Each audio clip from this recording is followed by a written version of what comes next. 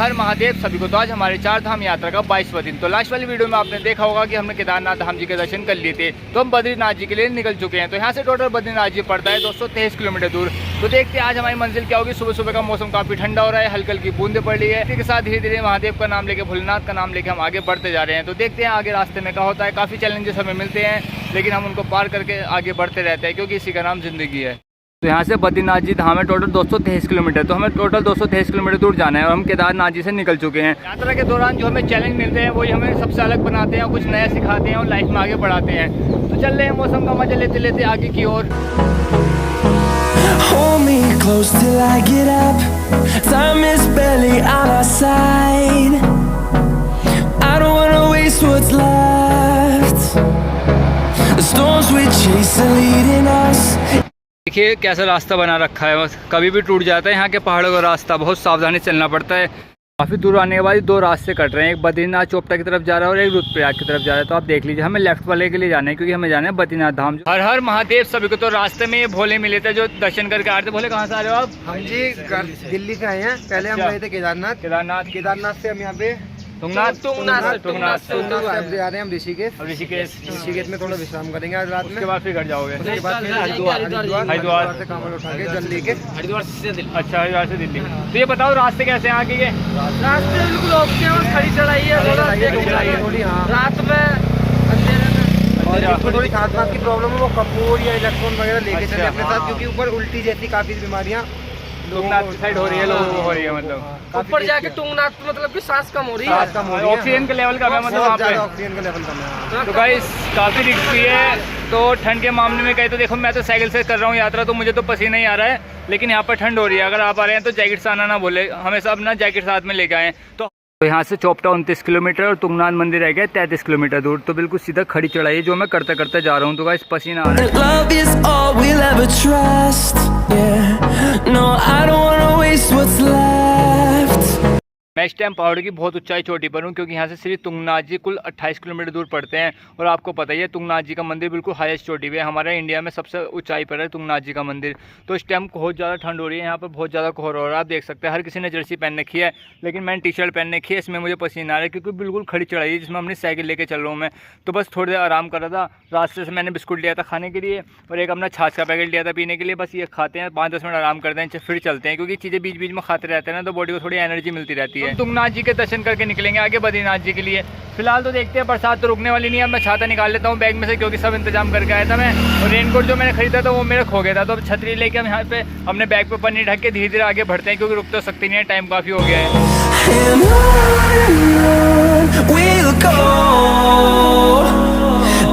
हमारे 4 धाम यात्रा के 22वें दिन की समाप्ति होती है ताला गांव में। तो इस टाइम मैं ताला गांव में, वो काफ़ी अंधेरा हो गया था हमें। इस टाइम शाम के 7 बजने वाले हैं, इसलिए हम आगे की चढ़ाई नहीं कर रहे हैं, क्योंकि आगे पूरा जंगल है चोपटा तक। इसलिए हम सोच रहे हैं कि आज यहीं पे रुक जाएं। यहाँ पर कुछ ढाबे रुकने के लिए यही रूम प्रोवाइड करते हैं 500 रुपये में, 600 रुपये में, तो रुकने की यही जगह दे देते हैं। तो आज इसलिए हम यहीं पर रुकने वाले हैं, यहीं पर अपना रात का खाना खाएंगे और सुबह जल्दी उठ के निकल जाएंगे आगे के लिए। तो टोटल 18 किलोमीटर दूर है चोपटा। उसके बाद वहाँ से फिर 4 किलोमीटर की तुंगनाथ जी की चढ़ाई है, जहाँ पर हम करेंगे। तो हमने सोचा अभी बद्रीनाथ जी जा रहे हैं, रास्ते में तुंगनाथ जी पड़े हैं, तो तुंगनाथ महादेव जी के दर्शन करेंगे। उसका फिर हमने आगे की यात्रा शुरू करेंगे।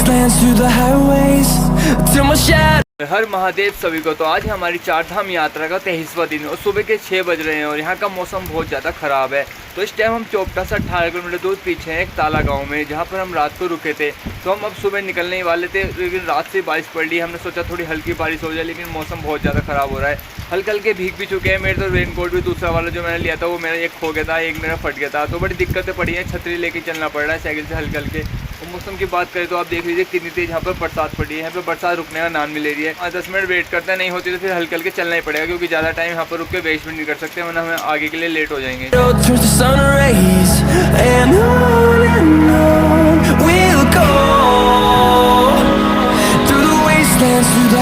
पूरी बरसात में यात्रा करनी पड़ी है। यहाँ बरसात रुकने का नाम नहीं ले रही है। तो मेरे पास पन्नी नहीं थी, रास्ते में एक दुकान मिली जहाँ से मैंने पन्नी ले ली, क्योंकि बरसात बहुत तेज बढ़ती जा रही है और रास्ते हमारे ऐसे हैं, पूरा जंगल जंगल है चोपटा तक। हर हर महादेव।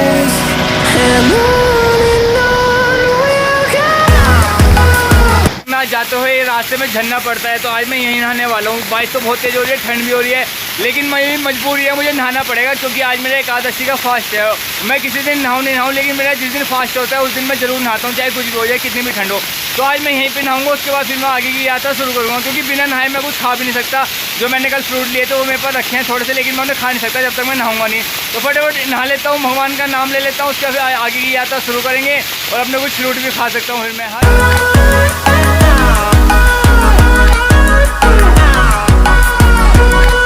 फाइनली नहा धो के तैयार हो गए हैं, अब हम चलते हैं अपनी आगे की यात्रा के लिए। ये रास्ते के जंगलों में लंगूरों का झुंड मिलना ये आम बात है। देखिए कितने सारे लंगूर हैं यहाँ पर, पूरा झुंड है यहाँ पर लंगूरों का, क्योंकि जंगल का इलाका है ना यहाँ। तो यहाँ तो नॉर्मली पता नहीं कौन कौन से जानवर होंगे। तो आप देख सकते हैं तुंगनाथ की कितनी खड़ी चढ़ाई है, बिल्कुल खड़े रास्ते आ रहे हैं। सुबह से हम खड़ी साइकिल लेके चल रहे हैं, उस टाइम काफ़ी थक चुका हूँ। आज मेरे एकादशी का फास्ट भी है, बस सुबह से 2 ही केले खाए हैं मैंने। यहाँ तो रास्ते में फ्रूट मिलती नहीं है कुछ, लेकिन क्या करें, किस्मत आजमाती है, भगवान तो परीक्षा लेंगे ना हमारी। और चारों तरफ का माहौल देख लीजिए, चारों तरफ फॉग हो रहा है और सुबह से ही बारिश पड़ रही है, अभी हुई है बिल्कुल थोड़ी बहुत हल्की। बस यहाँ से तुंगनाथ 8 किलोमीटर दूर रह गए हैं। चोपटा से भी 4 किलोमीटर की चढ़ाई है। फिर हम वो करेंगे, तुंगनाथ महादेव जी का दर्शन करेंगे। उसके बाद फिर हम देखते हैं आगे कब निकलना है, बद्रीनाथ जी के चौथे धाम पर हम कब पहुँचेंगे। जब आप तुंगनाथ जी की यात्रा कर रहे होंगे ना, तो चोपटा से 7 किलोमीटर दूर पहले आपको ढाबे पड़ेंगे। यहाँ पर 3-4 ढाबे हैं जहाँ पे अच्छे से खाने पीने की व्यवस्था है। पानी भी मैंने यहीं से पीने के लिए लिया, क्योंकि रास्ते में तो पानी कहीं मिला ही नहीं था मुझे। तो बस यहीं पर थोड़ी देर आराम करते हैं, उसके बाद फिर हम आगे चलते हैं। चोपटा तुंगनाथ जाते समय रास्ते में बनियाकुट पड़ता है, और बनियाकुट से टोटल हमारा चोपटा पड़ता है 3 से 4 किलोमीटर दूर। तो बस 3 से 4 किलोमीटर दूर रह गया, उसके बाद फिर हम तुंगनाथ जी की चढ़ाई करेंगे। हम चोपटा पहुंच चुके हैं और यहाँ पे तो बहुत ज़्यादा भीड़ है। सामने जो आप देख रहे हैं ना, वो रहा तुंगनाथ जी का द्वार, जहाँ से 3.5 किलोमीटर की चढ़ाई करके तुंगनाथ जी में दर्शन करने जाना पड़ता है। 3.5 किलोमीटर की बिल्कुल खड़ी चढ़ाई बताई जाती है। बस फाइनली हम यहाँ पर पहुँच गए हैं। तो इस टाइम दोपहर के 2 बज रहे हैं और आप देख सकते हैं ऊपर से ओस पड़ रही है। मौसम ऐसा बहुत अच्छा, बारिश नहीं पड़ी है, लेकिन मौसम थोड़ा बहुत ख़राब हो रहा है। और चारों तरफ आप देख लीजिए कितनी ज़्यादा भीड़ हो रही है चारों तरफ। तो बहुत ज़्यादा यात्री आ रहे हैं यहाँ पर दर्शन करने के लिए, बहुत ज़्यादा भक्त आ रहे हैं यहाँ पर दर्शन करने के लिए। तो बस मेरा भी दोस्त थोड़ी देर में आता है, उसके बाद हम यहाँ पर सामान जमा करने की जगह ढूंढते हैं। वैसे यहाँ पर कुछ खाना पीने की बात बताऊँ तो खाना पीना महंगा तो नहीं है। तो बस थोड़ी देर में हम चलते हैं, तुंगनाथ जी की चढ़ाई करते हैं, उसके बाद आपको कराते हैं भगवान तुंगनाथ जी के दर्शन।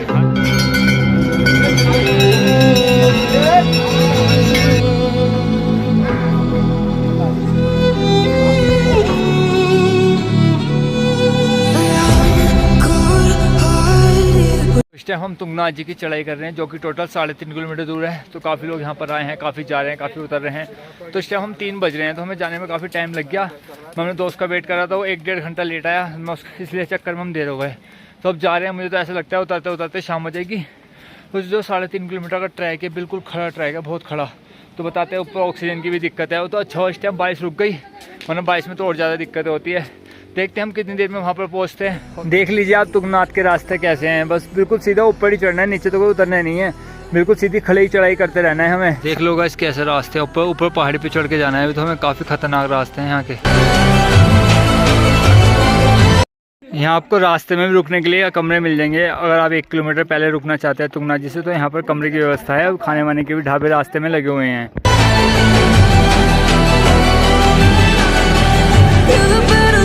तुंगनाथ मंदिर के पास भी आपको प्रसाद मिल जाएगा, आपको नीचे से लेने की जरूरत नहीं है। तो मंदिर के आसपास भी प्रसाद की काफ़ी सारी दुकानें हैं, खाने पीने की काफ़ी सारी दुकानें हैं। तुंगनाथ जी में स्नान करने के लिए आकाश कुंड है, लेकिन हमने तो पहले स्नान कर लिया था, तो हम स्नान कर नहीं रहे। सामने वो आप देख रहे हैं ना, वो हाथी वाला मुँह है, वो उसमें से जल आ रहा है, उसमें से लोग स्नान कर रहे हैं। साथ भी ले लिया है और मैं मंदिर में पहुंच गया हूँ। मंदिर में पहुंचने में मुझे 1 से 1.5 घंटा लग गया और सांस बहुत ज़्यादा फूल ली थी, क्योंकि यहाँ पे बहुत ज़्यादा ऊंचाई पर है ना हमारा तुंगनाथ जी का मंदिर।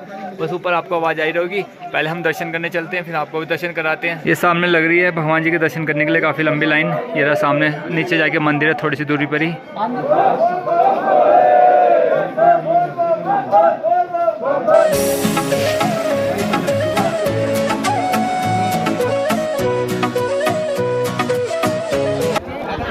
तो आप सामने जो देख रहे हैं वो तुंगनाथ भगवान जी का मंदिर है। मैंने तो बहुत अच्छे दर्शन कर लिए। तुंगनाथ भगवान जी के, महादेव जी के दर्शन कर लिए। वो आप सामने देख ही सकते हैं, महादेव जी का सामने मंदिर है। अंदर फोटो लेना, वीडियो बनाना अलाउड नहीं है, इसलिए मैंने वहाँ पर वीडियो नहीं बनाई। लेकिन दर्शन काफ़ी अच्छे हुए हैं। इस टाइम भीड़ थोड़ी कम हो गई है, क्योंकि शाम का टाइम हो गया। इस टाइम शाम के 5:30 बज रहे हैं, उतरने में हमें अंधेरा हो जाएगा। तो मैं आपको बता दूँ, महाभारत के बाद पांडवों ने तुंगनाथ जी का निर्माण किया था। कहा जाता है जब शिव भगवान पांडवों से रुष्ट हो गए थे, तो पांडवों ने शिव भगवान को मनाने के लिए उन्हें पंचकेदार की यात्रा की थी।